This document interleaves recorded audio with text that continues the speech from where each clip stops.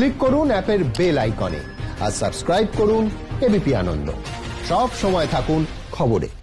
ভারতীয় সেনাবাহিনীকে আরো শক্তিশালী করার উদ্যোগ, দেশীয় প্রযুক্তিতে সমরাস্ত্র আধুনিকীকরণ ও তৈরির তোড়জোড়। পাশাপাশি রাশিয়া থেকে কেনা হচ্ছে 33টি যুদ্ধ বিমান। খবর প্রতিরক্ষা মন্ত্রক সূত্রে।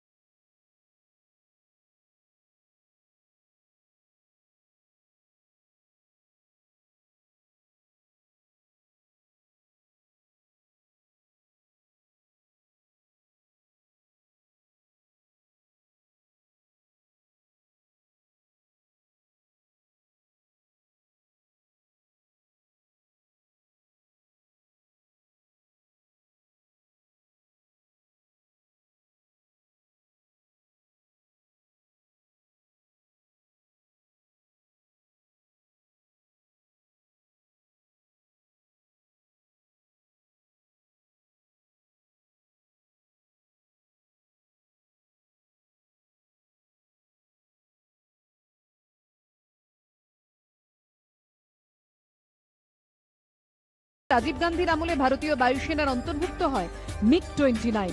সেই থেকে এখনো ভারতীয় বায়ুসেনার সম্পদ এই MiG-29। এই দুটি যুদ্ধ বিমানই আরো কেনার সিদ্ধান্ত নিল কেন্দ্র। এছাড়াও প্রতিরক্ষা মন্ত্রক সূত্রে জানা গেছে, দেশীয় প্রযুক্তিতে বিভিন্ন সমরাস্ত্র তৈরি ও পুরনো সমরাস্ত্রের আধুনিকীকরণ হবে।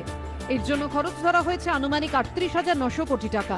এছাড়া দূরপাল্লার ক্রুজ মিসাইল সিস্টেম এবং নৌসেনা ও বায়ুসেনার জন্য ক্ষেপণাস্ত্রের আধুনিকীকরণ হবে। এর জন্য খরচ হবে আনুমানিক 20,400 কোটি টাকা। এবিপি আনন্দ।